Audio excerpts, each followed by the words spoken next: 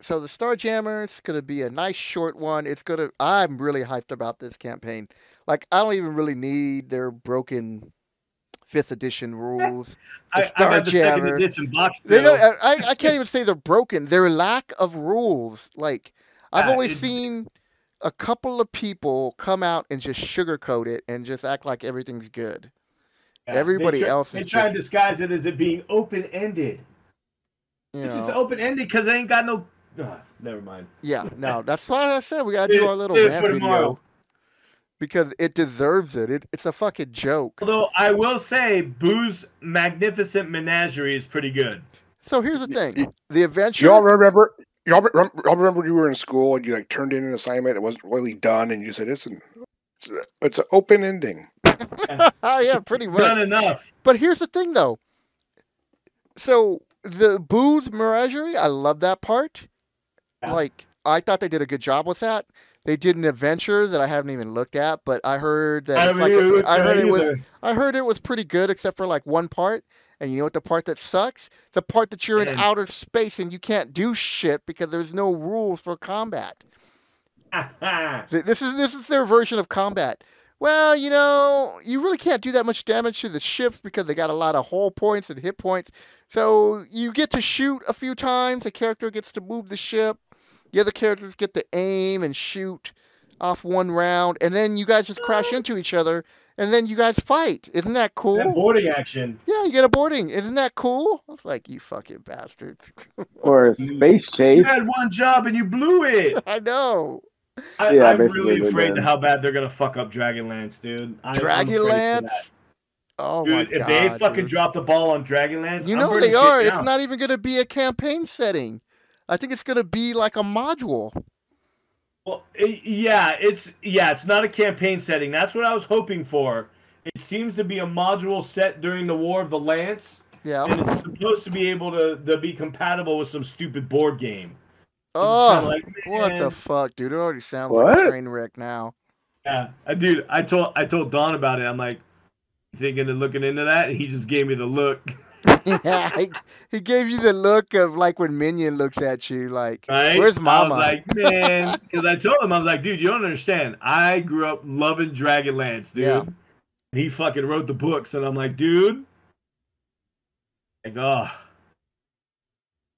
yeah, no. yeah. So I doubt my group will be playing Dragonlance. Yeah, so yeah, that's how it's like Starjammers. What I have planned, I know you guys are gonna love it because it's gonna be fast paced, nice little quick little story, and then you know, it's kind of like what you would expect somewhat for Starjammers, except there's not gonna be any space battles because it's It's just lame. I have There's gonna be to, more me and exploration. Eric are gonna have to really like just look at what they did in the past, and then you have to translate it because in second edition they gave you ship ratings, and your ship Yeah. ratings determine how fast you could turn.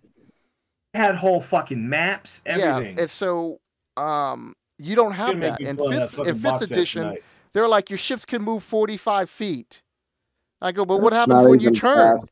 How does it subtract when I you can turn? dash faster than that. Yeah, and so then you know, then they have this other thing where you could just jump to light speed, right? And you can go anywhere you want. And then they're like, well, in the astral plane, the astral sea, if you just think about where you want to go, you get to go there. So I'm like, there's no charts. You can Yeah, just the go bitch is wherever the still hell you want to holodeck. go. And I'm like, this is fucking so lazy, dude. So Yeah. lazy. Yeah, some of the stuff they do really good, and some of I think the problem is they don't have a lot of the more recent modules that have come out have been pretty good. But their creative team, especially when they go back to these already pre-existing campaign settings like Ravenloft, like Spelljammer, these, and then they're gonna do Dragonlance, they're gonna do Planescape. They just don't. They're using the name to sell the books, and they're not putting these people in that can do, that do justice to these old. They don't want to put in the campaign settings. effort to do justice Yeah. to this. That's what it I comes just down don't to. think they lack the creativity. Yep. Because, and that's their basic.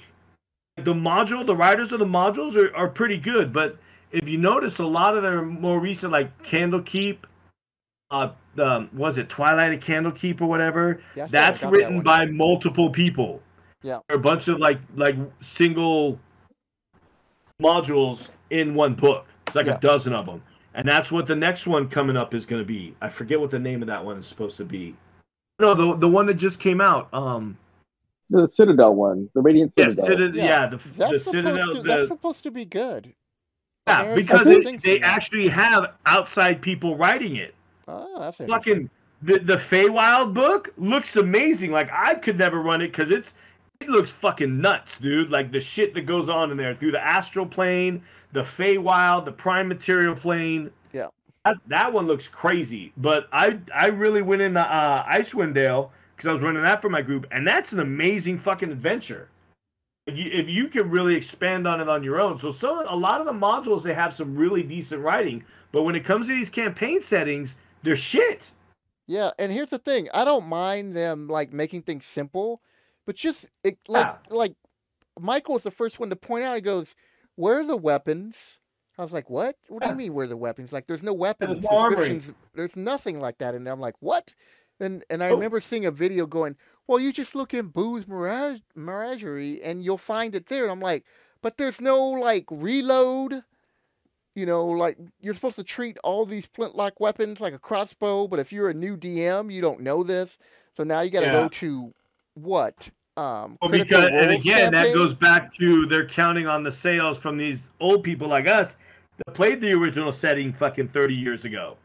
Like that's the first thing that got me livid. And then when I realized there's no really good rules for space combat, and I'm like, that's a big part of Spelljammers. That's why people enjoy playing it, because they wanted to have small little battles in space and then ram into each other and then fight. But they wanted at least to do some initial things, and they just treat it like a joke. There's no new subclasses either, is there? I don't think so. There's two. Oh wait, classes? Yeah, I think there's what, 2? Is there? I think it's 2 and then 2 backgrounds. Well, maybe it's 2 backgrounds. I don't remember the subclasses. 2 backgrounds. There's not subclasses. Yeah, there's no subclasses. Wow. They're giving you the background for 6th edition. You're getting your feats with your background. You're not going to be able to pick them anymore. Yeah, that's the main thing in that one. Yeah, you'll be able to pick them at 4th level, but they give you one to start off with now. Yeah. Yeah, but you have to kind of you have to actually invent your own background with that in mind.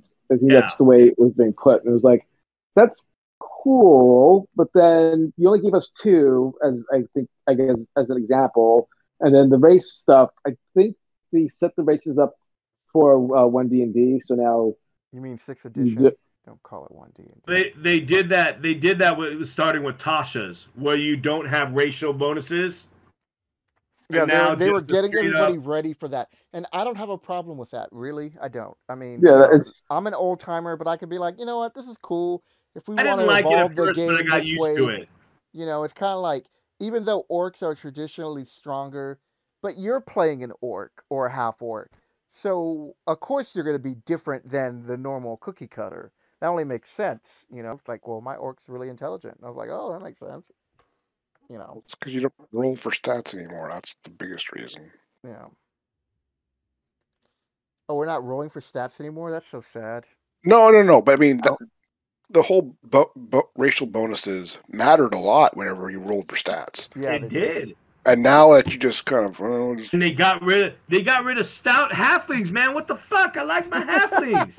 They got rid of a dwarf class too. I think they got rid of the mountain dwarf. They got rid of hill dwarves. They got rid of stout halflings, and they did not mention Snurf Neblin, the deep gnomes. Yeah, those are like my 3 favorite humans because I like the small folk. You know, when we play, we're just gonna add in all that shit anyways. I'm just playing 5th edition. I ain't moving into that shit. What? I'll pick what I want. I'm running homebrews from now on. Fuck that. I mean, basically, that's what they want you to do. Yeah, for the most part. I can write my own modules like I have been. I'm gonna kickstart them and make money and be like, fuck off. So on that note, I think we'll end it because I see, now you got me riled up for tomorrow, Joaquin. I know, man. We're gonna go to town on that video because they deserve it. They have everything coming. But here's the thing: they did a lot of things right. like they gave you an adventure and they gave you the Booth Menagerie. Yeah, they gave you a bestiary, an A adventure, bestiary, yeah. and a very basic ass bitch rulebook. Yeah, that's the part that sucks. But the other two things, they did a good job, and they give you the stats for the ships and all that stuff. I liked all that. I was like, you know, and the other major complaint was all three books did not add up to the Ravenloft campaign number or any. Ravenloft wasn't bad. No, but I'm talking like a page count. They could have added another 10 more Ravenloft pages. was a big fucking book, dude. They could have added in another 10 pages to explain, here's the weapons, here's more weapons, here's additional space equipment. Like, they don't even have lifeboats in here. Like, I thought was weird. Off. I was like, how do you not have a lifeboat? And grappling guns? I don't think I saw a grappling gun, like a Batman thing. Yeah, they don't have anything like that. They don't have, like I said, they don't have the rules for turning the ships and the different helms. And I was just like, and like Michael said, the magical item section is a joke. Oh god, yeah, that's terrible. I didn't even get that far. Yeah, no, we did. I was that was the first thing I go look at. And then once he told me that, it just like Michael just peed in my Cheerios. What the fuck? I think happy. I had my bowl of Cheerios about to go watch my Saturday morning cartoons, and Michael just said, "Fuck your Cheerios."